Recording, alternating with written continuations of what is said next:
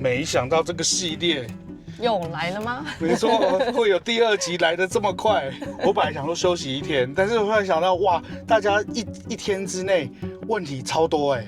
我是今天又被迫营业了。我们现在又是到隧道，我们才刚出家门，然后你看隧道现在就没有像昨天那样子排队，所以昨天就是一个热度。就比较特别的，可能是很多媒体在拍，所以交通管制一下吧。对，所以今天我们就一样在车子上，他开车，因为他开车大事就要发生了。什么？对，那我就整理一下昨天大家在讲的问题，然后我们边开边讲一下，这些问题我们感觉怎么样？好，第一个交通的问题就是大家说桥上很顺，桥下塞，这我们昨天是有这种感觉的。那目前来说，你看我们在这个隧道已经先赢了一半了。所以我觉得应该可以，我们等一下转弯来看看。我觉得昨天的塞应该要把它说成是交通管制，会比较，就是比较符合正确。对。好，来看，没事了，哇，开心，是平常的样子。我心已经卸下了一半了。哇，这感觉真好就是很像喝下一口生啤酒的快感。好，所以目前第2天这个状况非常好，因为今天早上好多淡水的朋友，然后大家都在聊这件事情，然后大家有说，我今天走了，我昨天走了，怎么样子？那我一大早今天很早起床，大概7点的时候，就看到很多人就是很好的反馈，他反馈说什么呢？第一个就是上淡江大桥，因为他本来就是在桃园上班的，然后所以呢，他现在就不用绕一圈，然后过去，他说超顺畅的，然后而且早上根本就没有塞车或什么的，就是直接过去了。那很多人是住在可能比较靠近红树林的地方，绕过来这边就是不方便嘛，所以他直接走就是关渡那一段他觉得哇，就是整个少了1/3。那我跟大家讲，因为我们昨天回程的时候呢，从101回到家里，我们也是走关渡，回来的时候车真的觉得少了1/3。其实我自己感觉是应该有1/2是已经剩下1/2的车。我们昨天回来的时候是在7点半到8点那段时间，平常这个时间车子还蛮多的。我从昨天晚上到今天早上看了很多的脆文，那不管是出门还是回家，大家都表示说上班的时间，这个通勤的时间少了很多，以后淡水人可以多睡半个小时了。这我觉得就是还是要观察一下，因为有人说他有一个最大的问题，大家说这就换个地方塞嘛。那我说真的，你有多一点选择很好，因为说实话，我们淡水如果稍微内行一点，大家知道原本的时候没有桥的时候，有2条路可以选，就是走那个关渡，要么就是从山路这样走过去。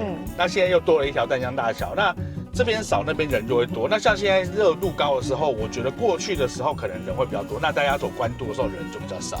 所以我觉得我这一天内观察到的是这样。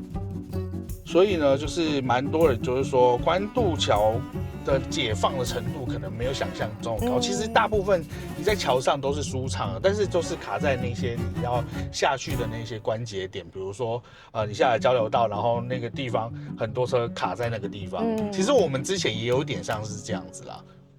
好，然后第3点就是很多人说这边就是观光地方，所以它假日一定会塞爆。我跟你讲，我自己心理预期也是这样子，因为大家真的很好奇，会想要过来。那我现在给大家看，因为我们现在很快的就过去了。我昨天还讲什么湿滑，我检讨，我们很顺畅就上去了。今天非常顺畅，这个根本就是一个非常好用的大桥。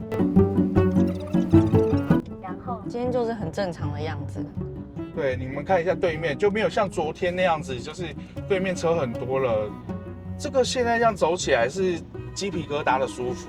桥上散步的人还是蛮多的耶。对啊，其实我觉得这一座桥给大家带来的，其实不只是观光或者是交通上面，甚至像就是大家在休憩的景点来说的话，都是很棒的一个。而且我自己其实心里一直在幻想说我可能早一点起床，我可能就上来这样走一圈，我就走去巴黎吃个早餐，就从巴黎走回来，刚好可以减轻你那些热量。应该是说最近跟很多朋友聊起，然后大家可能不太理解淡水人到底为什么对于关渡大桥这么的兴奋。然后其实是因为我们真的出去的时候呢，就真的要开蛮久的车。好了，反正就是呢，就我们缩短了很多交通距离，所以其实淡水人真的会特别的兴奋。那对于外面人可能就没有什么感觉这样子。蛮多人就提到这个部分，奇怪这个地方这么偏远，然后为什么为了一个桥兴奋成这样？那其实因为我们每天被这个关渡的那一段塞得太有感了，所以呢，我们会觉得落差非常的大。我想到我要讲什么，我要讲说这个淡江大桥其实对淡水人来说是代表一个希望。好了，现在又要来另外一个问题，我觉得这个问题非常的尖锐，就是最多人提到的是机车道太窄的问题，你觉得怎么样？它虽然只能过一台车，那如果你嫌前面的人太慢了，你有没有想过有可能是你太快了呢？那再来是呢，就台湾的人口组成，骑在路上的不一定都是骑很快的那些族群，你也要体谅一些骑得比较慢的族群，他们的反应比较慢，为了安全嘛。那这个淡江大桥呢，就是只有920公尺那么长而已，忍一下会怎么样呢？会差多少时间呢？好，这是我们个人看法，当然我也尊重其他人的看法，就是说我可能喜欢骑快一点的，或者是说我可能赶时间，我可能什么在急之类的。那我自己本身是一个骑车算是中等速度的人，但是我真的非常讨厌被塞车、被超车，尤其是像那个社子大桥啊、新北大桥，它这两个都做得非常的窄。然后我常常好几次就是骑过去了，在正常速度骑，大概骑个60吧，然后旁边的车就这样子骑过去，然后他也不管我，就是直接撞到我。然后我觉得这种感觉我非常的不爽。有蛮多人呢，就是在路上常觉得我可以，结果后来嘞就不可以，然后就发生事情了，来不及了。好，来给大家看一下，我整段路都非常的畅通，对啊，好舒服哦。昨天啊，蛮多人都提到一个问题，就是重机跟普通机车混流，其实应该走错，因为重机其实正常要走快速道路，对，汽车道这样子，那可能混流了，而且昨天马上。蛮多起，有第一起9个小时而已，我刚好看。不是说全部是车祸，有的是一些争议的状况。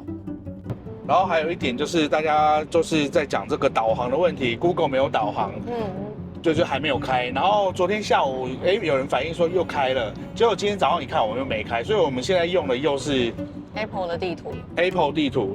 然后还有一个问题是，大家都说标示不太清楚。而且我们留言区也是有这样讲说，标示好像有没有到机场啊，有没有到什么？其实我觉得可能慢慢会改，但是目前它就是一个非常 simple。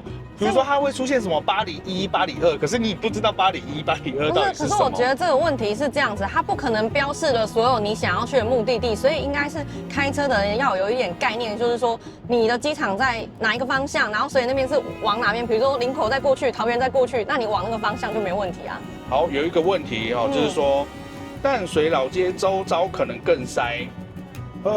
其实我觉得。就是以观光来说的话，我觉得一定会变更塞，因为蛮多人觉得淡水很远，然后不想来。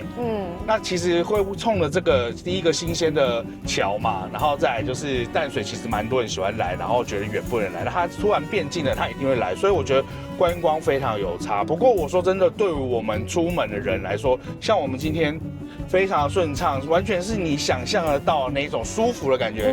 不过我们今天又是一样，是中午出门，因为我们常常工作就是中午才要去开会啊，或是去拍摄或什么的，所以是 OK 的。那我目前收到反应就是早上出门的时候有分流，然后大家出去都快。那很多人说来的人比较多，所以我觉得对于淡水人是舒服的，因为出去很快。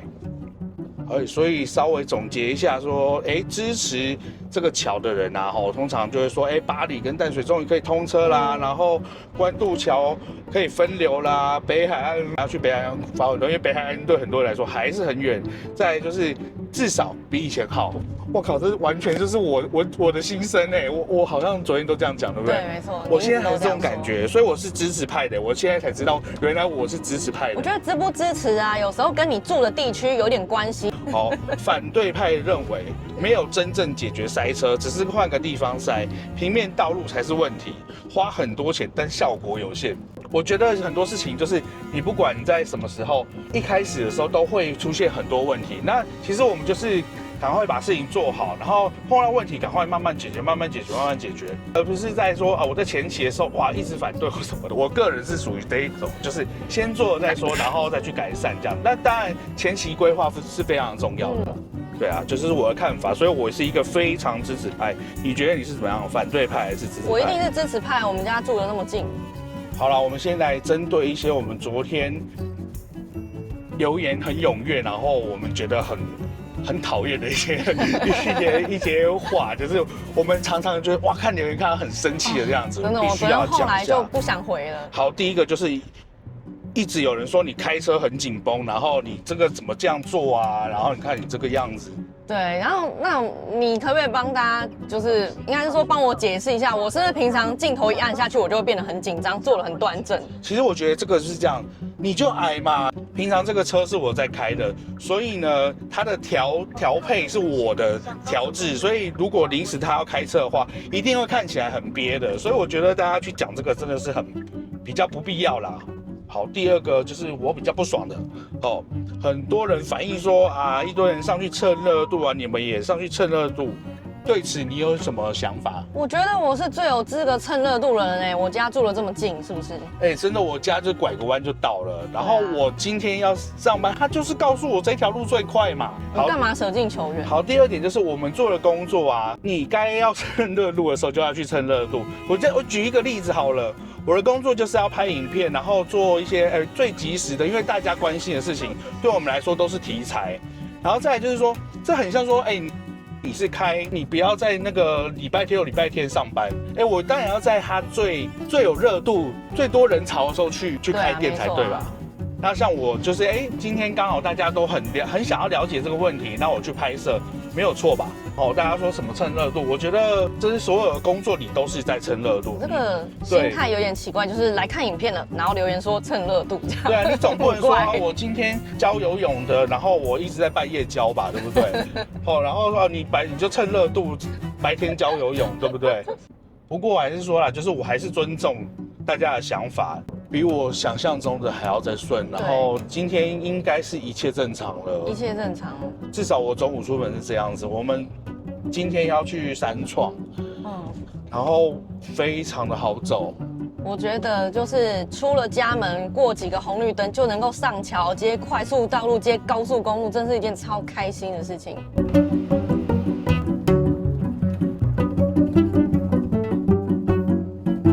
以后我不想要开车的时候，我就把 parking 拿出来，然后我就可以不用开车了。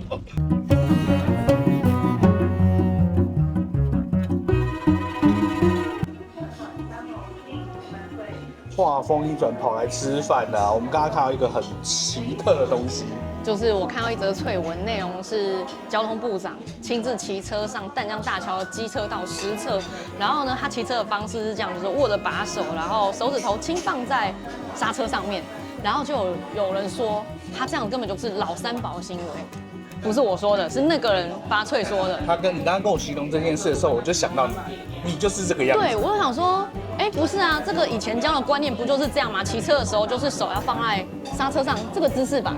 然后我就觉得很疑惑，难道我错了吗？还是现在观念变了？所以我就查 AI， 问 AI 说，这样到底是不是对的？然后他跟我说，有两种思维，一个就是如果你在市区，车很多拥挤的时候，随时要刹车，那你就应该要放在上面，这样反应速度比较快。那另外一个就是，如果你是顺的骑啊，旁边很宽敞啊，那就是手就握在把手上面就好，避免就是不小心去按到刹车。然后我就想说，淡江大桥那么窄，然后不就是应该要随时要有反应的时候吗？对，那到底错在哪里？我不懂。所以观众到底是哪一种？跟我们讲一下。你是哪一派？要半派还是不半派吗？我是会手放在上面等待的。我是老三宝派。老三宝派，请帮我举手好吗？好了，吃饱啦。然后我们现在回去了。不过我觉得我们查一下地图，因为今天不是说人家说 Google 地图可以用嘛？因为我刚刚查一查又不能用，后来我又查了苹果的地图，就又可以用嘛。但是我就发现一件事情，我们刚刚不是说要走那个关渡回去，对不对？结果发现它比较久。对，就是现在就是完全是那个淡江大桥大胜，所以我想说你有近的路不走，走远的路跟白痴一样，所以我就决定我要走那个淡江大桥回去了，给大家看一下。先给大家看一下，然后不跟大家讲我们住哪边，我就定位沙仑夜市。你看，完全有没有淡江大桥可以走？看一下。你看，完全不能走淡江大桥，对不对？完全没有。好，我现在换另外一个哦。好，这个是苹果地图，你看，走我们正常的道路啊，关渡的话要57分钟，可是呢，走淡江大桥这样子回去的话，只要40分钟，差17分钟，差很多我姑且就相信他是对的，然后我们还是走淡江大桥回去，然后看看到底回家了之后会不会塞在那边。我们才来到停车场。这边已经开始越来越塞了，从淡江大桥回去变成50分钟的车程，但是另外一头呢更久了，1个小时5分钟。不过目前还是淡江大桥获胜，我们 go go go。我问你有没有人说你开车的样子特别漂亮？没有，特别美丽？没有说的路线，以后都你开了。不要。好了，我们现在要离开三创啊，时间是4点42分，正巧是人家下班最忙碌的时间啊。因为我们平常蛮常这个时间回去的，超级塞，而且下雨了。大家不是想要知道下雨天开起来怎么样吗？不过我们今天走的是淡江大桥回去啦，所以下雨的话，可能就是看一下淡江大桥下雨会不会塞这样子。那三创这边现在很塞啊，是一个很正常的操作，平常就是这样子的。我们今天从三创回去的时候呢，它是导我们走到市民大道的高架桥，然后上去，所以要绕一圈过去。趁着这个在等红绿灯，然后塞车的时间呢，我们来统整一下刚刚那一段时间因为我刚刚吃饭的时候太无聊，又去滑淡水的社团，每天都很精彩。然后来讲一下因为有一些人就是说，就是社团上面问的骑到机场，然后到底要花多久时间？所以蛮多人这样子从淡水到机场。然后当然我们观众里面就有人问说，淡江大桥然后到机场要花多久？其实我都有查过这个，因为我在好几个月前就一直在查这个。然后你怎么查？大部分就是差不多在37分钟左右。然后我看社团里面的人家回答，也就是回答说，你可以看那个那个地图啊，那地图上面也都是回答37分钟，所以我觉得应该差不多。我今天看有人分享，他20几分钟、30分钟就到了。他骑车还是开车？他开车啊。我觉得他骑车不能够到桃园机场啊。可以啊，下来然后再过去。一定是开车啦。我跟你讲，他一定是那个机车道会超车那种人。我看到翠上面你看到的，我觉得那一则超好笑。他说通车以前以为淡水到竹围要半个小时，没想到通车之后淡水到竹围还是半小时。然后我们想说，这什么意思啊？我们想很久。此竹围非彼竹围。对，没错，我们到那个淡水的竹围，然后跟到桃园的竹围渔港，已经一样的时间了。你看，都卡在这些红绿灯，刚90秒，现在又90秒。对，我觉得可能回去啊，这么会很美感，因为你会在台北先塞。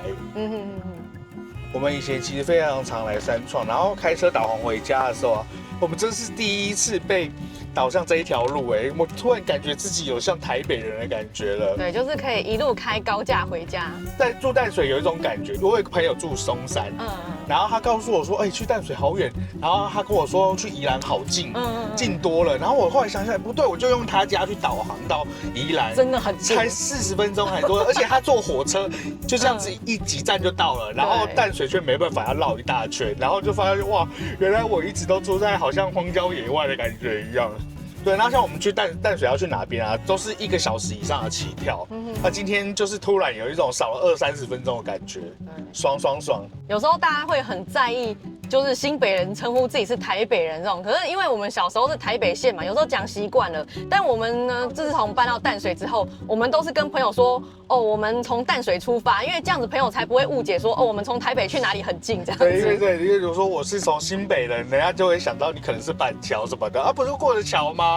我们要过很多桥，主动再多加1小时就对了。对。我今天开车会特别紧张，走的都是新的路线，我们平常比较不熟悉。因为导航每次都导你那些路，结果今天导的路就是你平常不会走的，对，突然会有一种惊慌失措的感觉，所以大家要有一点心理准备。便利的同时会带来你一开始的一个小不便利，对，所以精神要非常的专注啊。给大家看一个我觉得很神奇的地方，现在这样你看很塞热，而且我现在还在台北。然后通常以前的话，我会觉得哇，糟糕了，回去要很久。结果我现在看到这个数字写33分钟，这是我以前看到这种景象，在台北市的景象不会看到的数字，至少都是1个多小时起跳的。对，我刚刚走市民大道啊，现在在忠孝桥上都是有一点小塞车的状态，可是对我以前回家来说呢，这种塞车根本就不算什么，因为以前呢，就是从竹围回到我家，下雨天可能就要1个小时。不过我们要想想看，这个导航是不是准确的？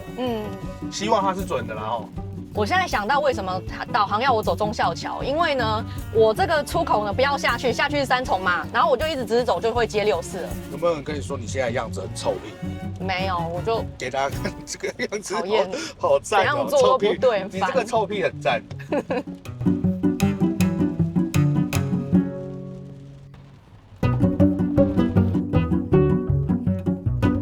又在推上面看到有人问说他明天要去哪里，那要走淡江大桥比较快，还是要走关渡大桥比较快？请大家帮他决定。那我蛮想要回答他说，我会出门前再看哪条快就走哪条嘛。以前没有选择，现在有选择了。就是我觉得大家都把这个桥啊，就是当成初恋中的男女，有没有？就是我刚跟你在一起，然后我们明天要去哪边，我今天要去哪边，有没有那种感觉？然后整天抱着一种幻想，说啊，我明天出国好了，那种感觉。满脑子都是他，不自觉就一直想起他，然后想到各种的画面，这样太好笑了。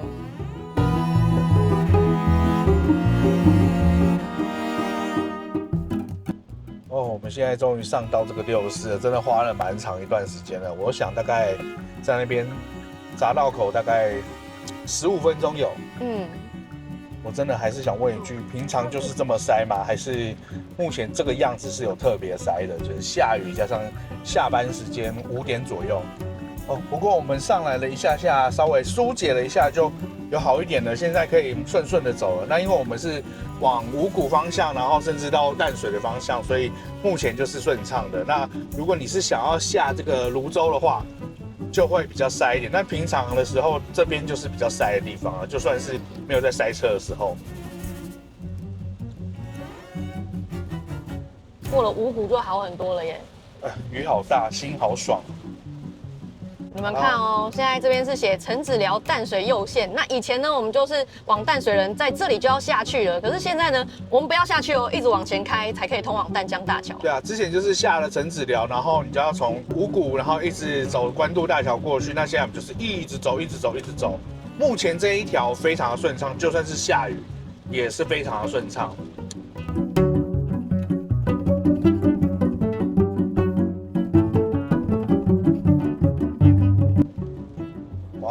关键时刻又到了我们的观音隧道了。昨天很多人分享说塞在这边。对啊，其实，我们只要过了陈子寮前面那一段，整路非常的顺畅，是我意想不到。我刚刚其实是有心理准备，进到这个隧道之前应该都是非常的塞，结果，比早上喝大冰奶还要顺呢。就一过了五股之后，车就突然变少很多。真的，你看这前面很顺呢。大冰奶。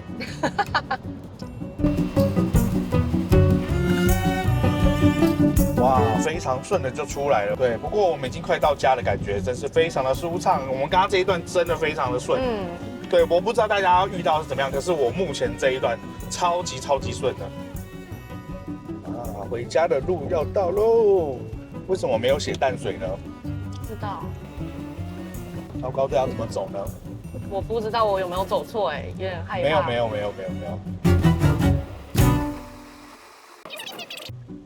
糟糕，我们刚刚走错路了。好，这个就应验我们前面说的，就是不熟就会不知道怎么下。标示非常不清楚，因为我们明明是要去淡水的，应该要出现一个大家期待的，应该会是一个有淡水的标志，对不对？比如说我要到淡水，因为明明我们的目标非常的明确，而且它是一个很指标性的地方。对，这个真的是要改吗？我也不知道，但是以我的智慧来说的话，我觉得，这个标示我觉得没有过，不过关。好啦，应该是走错了，所以我们多了8分钟，然后我们就继续跟着导航走吧。讨厌。对啊，我们刚刚是5点40分会到啦，但是现在就多了8分钟。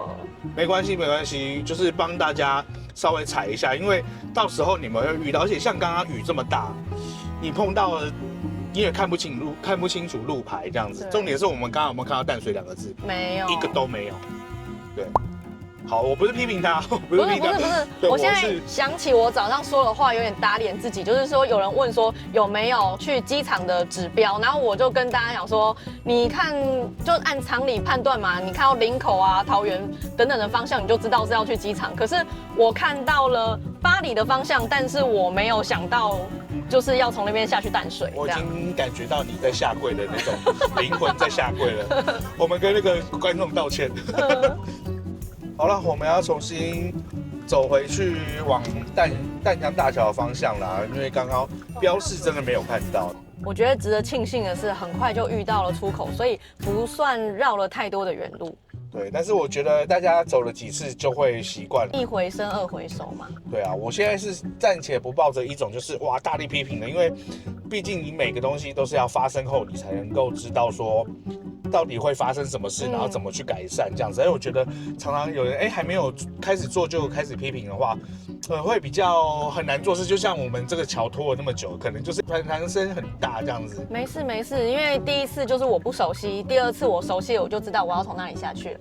我刚发现对向那里有很多的警车啊，什么消防车的声音，我不知道等一下会不会被塞到那边呢？重新回归的一条路，上去。哇，天哪，走错路了就塞车了。这边有路况啦。对，这边有路况。那我们刚刚其实如果没有走错的话，已经到家了。真的已经到家了，我敢保证，因为路况真的非常的顺。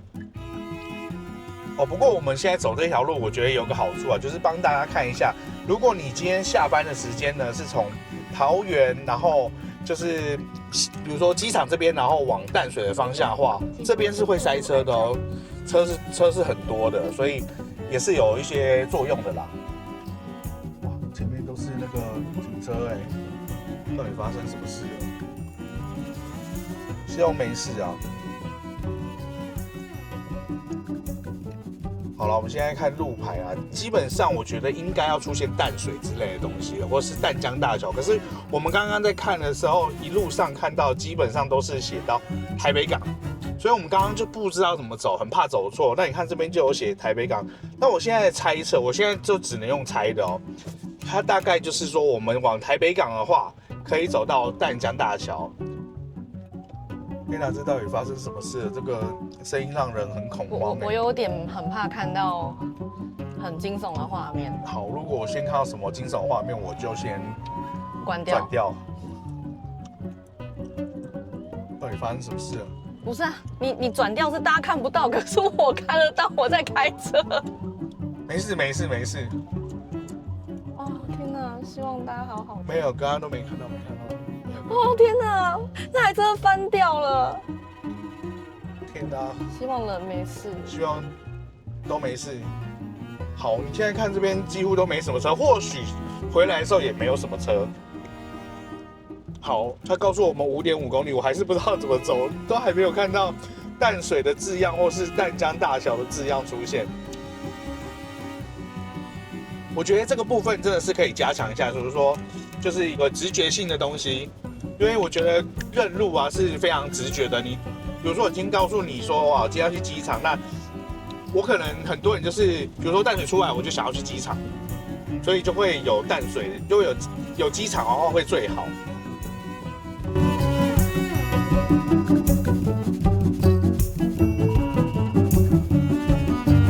哦，有了，写个淡水了。为什么这一端才有写淡水啊？好奇怪哦。难道我从那个五股方向来就不值得拥有淡水2个字吗？跟大家讲一下，就是如果你从西滨啊，从那个机场的方向走过来的话，其实就是一直直走就会过桥了。对，然后你就靠了这个淡水的这一条最左线，一直走，它的终点就是下淡江大桥。这个我是可以非常肯定，因为我看的地图就是长这样。好了，我们看到淡江大桥了，放心的指引我们回家的路。对，雨下得很大，它就一根在那边，旁边的竖琴都不见了，那些弦都不见了。好了，我们已经算是要进入淡江大桥的区域，其实进到这一块之后呢，基本上是车超级少的，然后顺畅。完全没有那种第一天的那种紧张感。我觉得就是大家第一天稍微就是在外面等了一下，然后后面都是可以畅通了之后呢，大家该体验的也体验过，所以如果你平常是通勤的人的话，我觉得走这一条路应该是非常的舒服的，完全没有那种阻碍的感觉，对不对？你看前面开阔。现在是下午的5点45分，然后是一个正下班时间。如果是以前的关渡大桥的话，关渡正在塞。对，或者是我们走关渡的淡金公路的话，应该都是在塞车的。那你看我现在这个状态，我觉得是非常可以的。哇，好舒服，好漂亮哦！世界上最美的桥就是这一座了。世界上最美的人是谁？是谁？就是你啊！我不敢说。开车的你。没有。你拍一下速限。速限40哦，大家要注意。对，因为昨天有一个人留言说什么我占据快车道怎么样，然后这边速限就很低啊，然后而且我要接上那个快速道路啊，所以我走内侧车道怎么了？好了，得给大家看一下，本来这个时间大家期待它应该会很塞的路段，有很塞吗？我觉得是蛮从从容容、游刃有余的。对，然后三轮路有塞爆吗？好像也没有。好，那但是这是我今天的感受啦，我今天走的这个路的感受啦。好，我们等一下找个地方总结，我们算是已经到了。你看，现在这个就是要进入新市镇的车有这么多，但是我觉得呢，就算是车多而已啦，没有塞车。对，那这一些就是肯定是住在淡水的人才会走这个方向。大家要回家了。对，也是给大家参考一下啦。好啦，我们回到原点的隧道口来总结一下啦。那今天呢，一大早的时候我就感觉到整个淡水人非常的开心，然后很多人说我哭了，因为就是前所未有的体验。对，因为他们是大部分的人是从竹围然后关渡出去的，他们觉得车子少了非常的多，大概至少少了1/3。我自己昨天回来的时候体感大概其实有到少了1/2的感觉。今天很多人分享，他们就跟平常一样时间出门，但是今天呢，早半个小时到达他们的公司，当第一个开门的。我跟你讲，我今天原本出门的时候我非常担心，因为我要走淡江大桥，就导航的时候，他也是导我走淡江大桥。那我想说会不会跟昨天一样，然后塞在这个隧道口，结果没有。然后我很安心的走到桥上的时候，我就边半路在想说，上去等一下会不会很多车？结果没有。来向对向龙摩枪，可是我们上去的时间是接近中午啦，要跟大家强调一下。有一点啊，就是昨天有很多比较严格的人，你讲出来。严格的人，然后他们说，因为现在就是大家都是来这个淡江大桥嘛，所以竹围那边没人很正常嘛，然后都会塞在这边，换个地方塞而已。可是我今天来走这条路的时候，我感觉。其实是算是打脸了，对，因为我今天走的真的是中午的时间就算了，可是这是下班的时间，非常的顺畅。就看网络上大家的反应是，两边好像都还蛮顺畅了。那当初这座大桥最初的目的就是为了分流，那我觉得这个目的是有达到了。对，而且我真的感觉到分流的目的是非常的大的，确实。因为这段时间呢，淡江大桥的宣传是很多的，所以我觉得大家可能忘了，它本来设计应该是淡水居民出入方便用的，但是呢，它当然在观光上面有很大的附加价值。那所以回到这个主要的目的上来说呢，我觉得算是成功的。淡水居民出入真的是方便蛮多的，有达到这个最主要的目的了。以我们第2天来说的话，我是满意的。然后最后要跟大家讲一下，就是蛮多人，希望我们去开箱骑脚踏车上去，走路上去，然后开去机场，然后开去板桥去哪边。我们这里有机会的话，就帮大家更新。那如果这一篇很好的话，我搞不好明天就去跟的。不是，就怕大家看腻啊！你要我开当然是没问题，那你要看啊。对。好啦，我们今天就先到这样啦。今天其实蛮长的，我不知道剪出来会多长啦。那先这样，如果大家喜欢这个系列的话，尽量帮我点个赞，然后帮我分享给朋友。好，谢谢，拜拜。拜拜。